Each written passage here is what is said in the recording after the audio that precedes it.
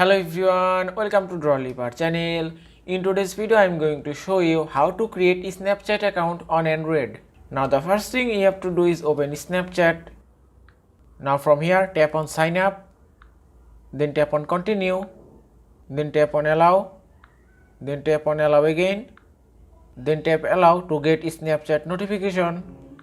Here type your first and last name, then tap on continue.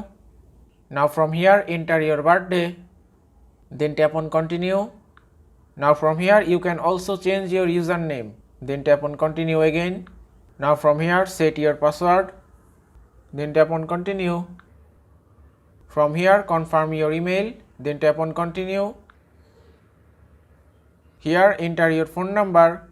You can also skip this part. If I skip this, from here you can also add your friend, but I skip this part. Then tap on skip, then tap on skip again, then tap on skip, then tap on turn on, then tap on allow, then tap on allow again, and it's done. Now your Snapchat account is ready for use. And that is how you can create a Snapchat account on Android. I hope this video was helpful. If it was, please give it a thumbs up and don't forget to subscribe.